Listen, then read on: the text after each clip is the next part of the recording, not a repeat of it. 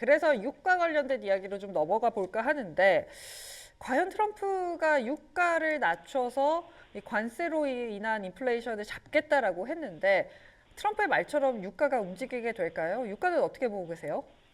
아무래도 이제 뭐 연초에만 해도 사실 이제 트럼프 대통령이 뭐 드릴 베이비 드릴 뭐 그런 걸 외치고 이제 에너지 가격도 배럴당 $50로 만들어 버리겠다 막 그런 이야기들이 행정부에서 나오고 그러다 보니까 막 오히려 이제 유가가 하락하면 수혜를 볼 수 있는 뭐 이제 항공주나 뭐 크루즈 섹터 그런 것 쪽이 이제 또 각광을 받았거든요, 연초에는. 근데 사실 현재 이제 트럼프 대통령이 하는 행보를 보이면은 사실 이게 유가를 잡는 방향이랑은 완전히 좀 괴리된 그런 행보를 계속해서 보이고 있습니다. 왜냐면 사실 이제 트럼프 대통령도 좀 이제 대통령 이제 취임할 때부터 좀 에너지를 잡기 위해 가장 1차적으로 생각하고 있는 건 결국 이제 러시아 우크라이나 전쟁을 끝내고 러시아 원유를 다시 세계에 풀어내는 그런 걸 좀 원했던 것 같은데 생각보다 이 푸틴이라는 존재도 사실 엄청난 그 정치 경력을 갖고 있다 보니까 이게 녹록지 않거든요. 트럼프 대통령 원하는 대로 되는 게. 그러다 보니까 이게 조금 오히려 더 러시아 관련한 협상에서 현재 좀 러시아가 오히려 우위를 갖고 있는 게 아닐까 그런 좀 시장 전망이 계속 나오는 것 같은데 결국 이제 트럼프 대통령이 결국 이게 좀 협상이 지지부진한 상황이 계속 이어지다 보니까 현재 또 이게 유가를 상승시킬 수 있는 압박 카드를 하나 꺼내고 있습니다.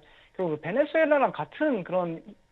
이 카드인데 베네수엘라산 원유를 수입하는 국가에도 25% 2차 관세를 부과하겠다 그런 이야기를 하면서 결국 중국을 좀 압박을 했거든요. 근데 이번에도 어김없이 이게 또 중국 압박이랑도 연관이 되고 러시아 압박이랑도 연관이 되는데 러시아산 원유를 구매하는 이제 국가에 또 25% 2차 관세를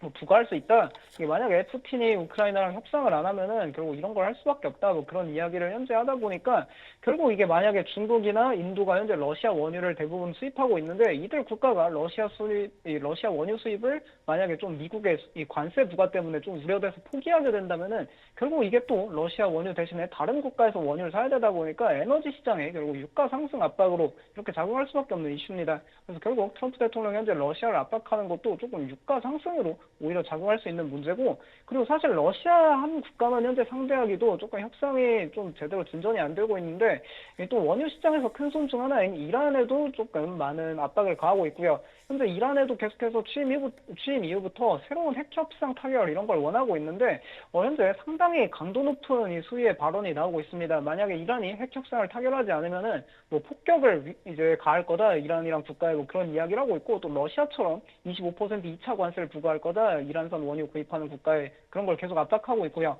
그리고 뭐 실제로 이게 좀 폭격 의사가 진짜로 있는 건지 뭐 이전에 본 적 없는 폭격이 있을 거다 그런 이야기도 하고 있고 실제로 뭐 3주 전에 이란에다가 이미 서한을 보냈다고 합니다. 앞으로 2달 내에 이게 협상을 만약에 응하지 않으면은 그럼 뭐 폭격을 가할 거다 군사적 조치를 할 거다라고 서한을 보냈다고 하는데 그거에 맞춰서 이미 현재 미국의 B2, 이 B2 스텔스 폭격기가 인도양 군사기지에 파견되고 있다라는 소식이 계속 들려오고 있고요. 그리고 이란 외에도 이 베네수엘라 관련해서도 계속 이슈가 있는 게 이 베네수엘라산 원유 수입 국가에 25% 추가 관세 부과 이 카드 때문에 현재 중국에서도 베네수엘라산 원유를 좀 수입을 이제 좀 포기하는 모습이 나타나고 있습니다. 이거 자체도 조금 어쨌든 베네수엘라산 원유 대신에 다른 국가 원유를 구매해야 되니까 또 에너지 시장의 가격 상승으로 압박을 가하고 있는데 이게 베네수엘라 완전히 석유 산업을 끊어놓으려고 하는 건지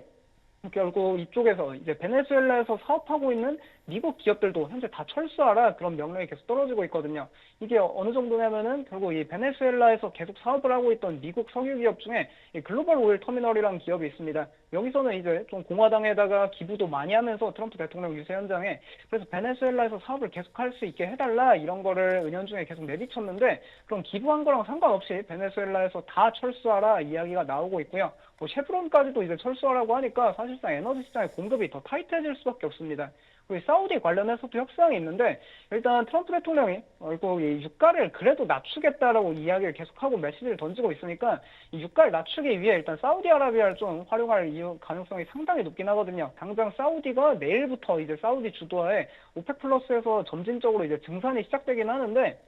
그래서 그 증산에 좀 발맞춰서 트럼프 대통령도 이번에 취임 이후 첫 번째 해외 순방으로 사우디아라비아에 방문할 예정이라고 하고요. 당장 5월에 또 사우디에서 앞으로 4년간 1조 달러 투자해 줄 거다 이런 조건도 있었다고 하는데 일단은 뭐 사우디가 좀 투자를 해준다 이야기를 하지만 사우디도 사실 자기들 밥그릇을 좀 찾기 쉽지 이제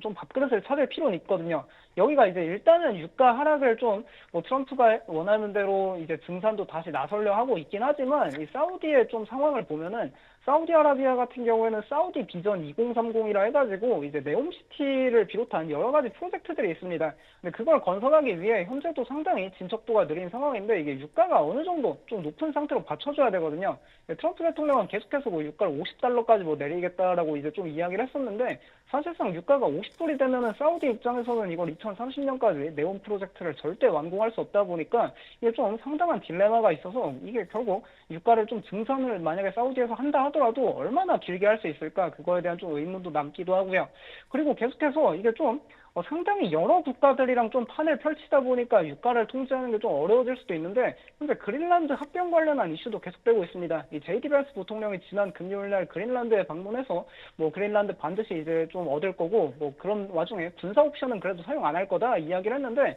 트럼프 대통령은 상당히 또 발언 수위를 높여서 뭐 군사력도 이제 좀 옵션을 배제하지 않고 뭐 군사적 행동까지 할 수 있다 그런 언급을 하다 보니까 이런 거 자체가 결국 지정학적 리스크를 좀 올리는 거거든요. 그리고 사실 이제 그 트럼프가 만약에 이 군사적 옵션으로 뭐 그린란드를 합병한다 치면은 그럼 사실 러시아나 중국 같은 경우에도 뭐 우크라이나나 대만에 그렇게 군사적 옵션을 펼칠 수 있다 보니까 이거 자체가 계속해서 좀 원유 시장의 리스크 프리미엄으로 올라가다 보니까 유가 상당 압력으로 계속 작용할 수밖에 없는 이슈기도 하고 그리고 전략 비축유 매입 관련한 이슈도 있습니다. 이 트럼프 행정부의 대표적 공약이고 이미 그 크리스 라이트 에너지부 장관이 발표를 한 게 있는 게 이게 200억 달러를 들여서 전략 비축유를 다시 현재 4억 배럴에서 7억 배럴 이상까지 늘리겠다 이야기를 하는데 결국 이건 이제 전략 비축유를 매입하는 과정에서 이게 유가가 어느 정도 내려가는 거를 계속 지지해 줄 수밖에 없는 요인이 있다 보니까 생각보다 이 에너지 가격이 좀 떨어지는 게 쉽지 않다 뭐 그런 식으로 보면 좋을 것 같고요. 그래서 가장 대표적으로 이제 뭐 에너지가 많기도 하지만 그냥 가장 손쉽게 이제 투자하는 건 사실 XLE ETF입니다.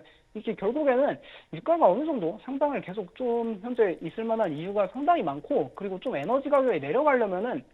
사실 뭐 이런 국가들 뭐 정말 많은 국가들이랑 협상을 해야 되다 보니까 솔직히 좀 쉽지 않고 진짜 유가 하락하려면 사실 경기 침체 외에는 좀 시나리오가 보이지 않고 있거든요. 그러다 보니까 뭐 시장에서는 조금 뭐 얕은 침체 그 정도는 예상하고 있지만 얕은 침체 정도로는 이 유가가 막 급락하기는 쉽지 않은 환경이라 결국 좀 최근에 이런 흐름을 봐보면은 이런 에너지 섹터도 좀 롱 그런 포지션으로 잡고 뭐 S&P 500도 같이 롱 포지션으로 잡아서 뭔가 조금 이제 뭐 에너지 섹터가 올라갈 때는 이제 XLE ETF로 좀 주가를 뭐 올라가고 그리고 뭐 S&P 500은 조금 지지부진하더라도 유가는 계속 받쳐주고 이런 에너지 섹터는 괜찮으니까 뭐 조금 해지하는 역할도 할 수도 있을 것 같고요. 그리고 만약에 뭐 시장이 좋아진다 그러면 사실 에너지 섹터는 대표적인 경기 민감 섹터기도 해서 이게 또 주가도 같이 올라가고 S&P 500도 올라갈 수 있는 효과가 있다 보니까 확실히 에너지 섹터 올해 좀 포트폴리오에 계속해서 인플레이션 트레이드 측면으로도 좀 관심을 가질 필요가 있지 않을까 그렇게 보면 좋을 것 같습니다.